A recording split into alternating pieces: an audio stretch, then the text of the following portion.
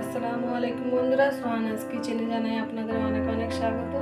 আজকে আমি রান্না করে দেখাবো 2 কেজি বাসমতি চালের গরুর মাংসের বিরিয়ানি। চলুন, বিরিয়ানির জন্য প্রথমে একটি কড়াই বসিয়ে নিয়েছি, দিয়ে দিয়েছি কিছুটা সয়াবিন তেল, আর তারপর দিয়ে দিলাম একটি বড় সাইজের পেঁয়াজ কুচি। পেঁয়াজটাকে আমি নেড়ে চেড়ে বেরেস্তা করে ভেজে নেব।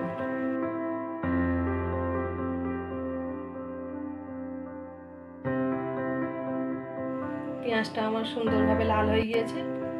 আমি এবার তেল থেকে পেঁয়াজটা ছেঁকে তুলে নেব।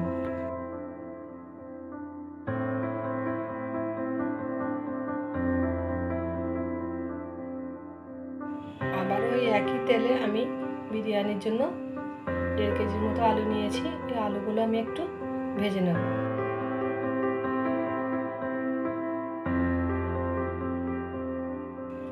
তার জন্য আলুতে আমি দিয়ে দেবো অল্প একটু জাফরান, দেবো 1/2 চামচের মতো চিনি, আর দেবো অল্প একটু লবণ।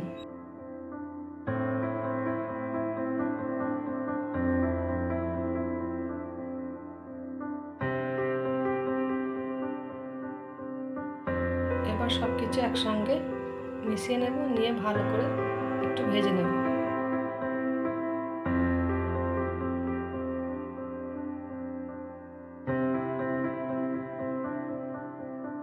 আলুগুলো এরকম লাল লাল করে ভেজে নেব।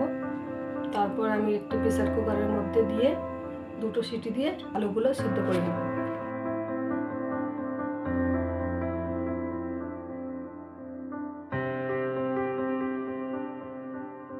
আমি এখানে খুব বেশি জল দিইনি, এখানে পরিমাণ মতো জল দিয়েছি, দিয়ে আমি 2টো সিটি দিয়ে নামিয়ে নেব। তারপর আমি এখানে গরুর মাংস নিয়েছি 2 কেজির মতো। গরুর মাংসটা রান্না করে নেব, তার জন্য একটি হাঁড়ি নিয়ে নিয়েছি। গরুর মাংস ঢেলে দেব।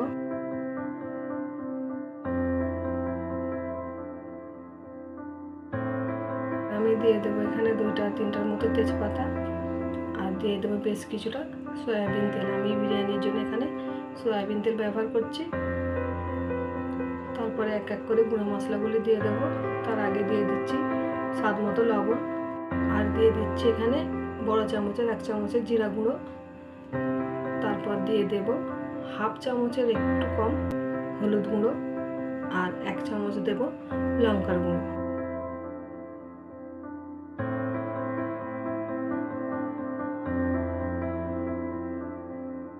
আদা ও রসুন বাটা দিয়ে দেব 2 চামচের মতো।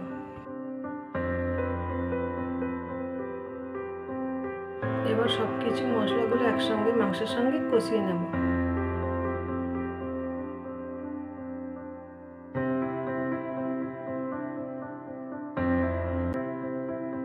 মাংসটা আমি 2-3 মিনিটের মতো কষিয়ে নিয়েছি। তারপরে দিয়ে দেবো 2টো বড় সাইজের পেঁয়াজ কুচি, আর দিয়ে দেবো 50 গ্রামের মতো টক দই।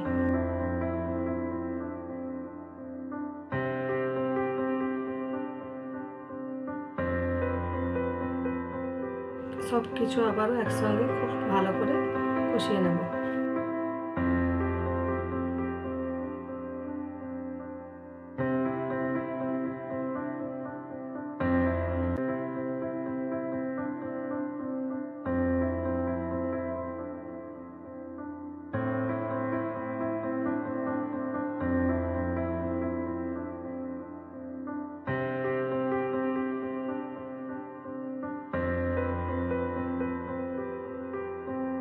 দুই 3 মিনিট পর ঢাকনা খুলে আমি মাংসটা আবারও একবার ভালো করে কষিয়ে নেব।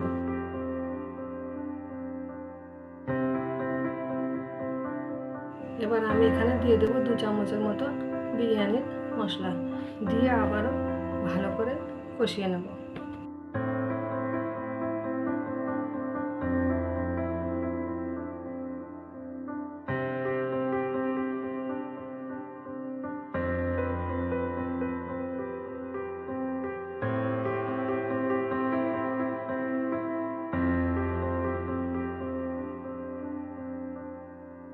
বিরিয়ানির মশলাটা দেওয়ার পর আমি আবারও প্রায় 5 মিনিটের মতো মাংসটা কষিয়ে নিয়েছি। এবার সিদ্ধর জন্য আমি প্রেসার কুকারে ঢেলে নিয়েছি। প্রেসার কুকারে ঢেলে নিয়ে এখানে আমি দিয়ে দিচ্ছি পরিমাণ মতো জল, দিয়ে আমি 6টা সিটি দিয়ে মাংসটাকে সিদ্ধ করে নেব। এখানে আমি নিয়েছি 2 কেজি বাসমতি চাল, 1 ঘন্টা আগে আমি ভিজিয়ে রেখেছিলাম। বিরিয়ানির জন্য এবার আমি ভাতটা রান্না করে নেব, তাই একটা বড় হাঁড়িতে নিয়ে নিয়েছি বেশ কিছুটা জল। তার মধ্যে দিয়ে দিলাম কিছুটা গোটা গরম মশলা আর স্বাদ মতো লবণ দিয়ে ভালো করে নেড়ে দিয়ে জলটা ফুটে আসা পর্যন্ত অপেক্ষা করব।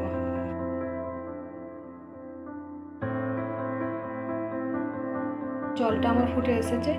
এবার একটা সসপ্যানের সাহায্যে আমি চালগুলো আস্তে আস্তে হাঁড়ির মধ্যে ঢেলে দেব, দিয়ে আমি 80% মতো চালটা সিদ্ধ করে নেব।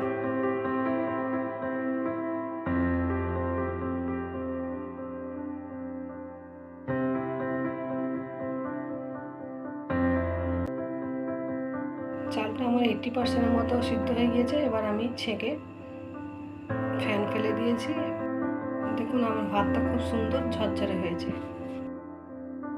বিরিয়ানিটা রেডি করার জন্য এবার আমি এখানে নিয়েছি 50 গ্রামের মতো টক দই। তার মধ্যে দিয়ে দিলাম ওই 2 চামচের মতো গোলাপ জল দিয়ে ভালো করে নেড়ে নেব। দেখুন আমার মাংসটাও এদিকে সিদ্ধ করা হয়ে গিয়েছে।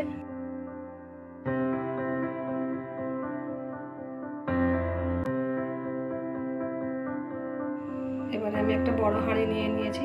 আমি বিরিয়ানিটা আজকে একটা লেয়ারেই সাজাবো, তাই প্রেসার কুকার থেকে আমি মাংসগুলো একটা হাতার সাহায্যে তুলে নিচ্ছি।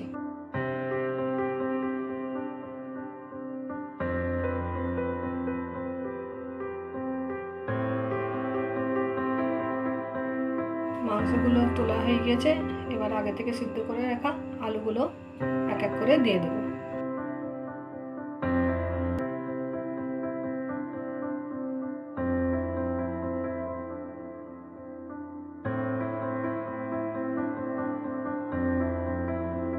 এবার দিয়ে দেব গোলাপ জল আর টক দইয়ের মিশ্রণটা।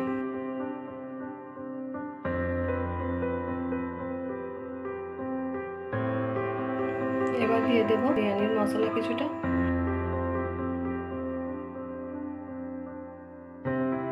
আর দিয়ে দেবো আগে থেকে করে রাখা পেঁয়াজ বেরেস্তা।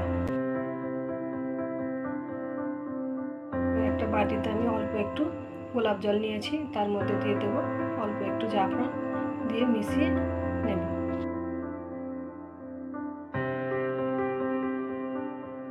এবারে আমি সসপ্যানের সাহায্যে ভাতগুলো তরকারির উপর আস্তে আস্তে বিছিয়ে দেব।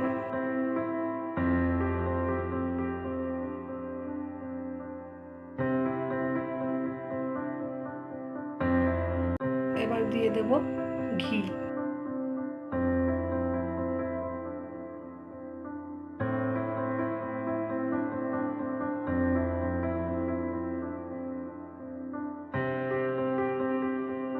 এবার দিয়ে দেব গোলাপ জল আর জাফরানের মিশ্রণটা।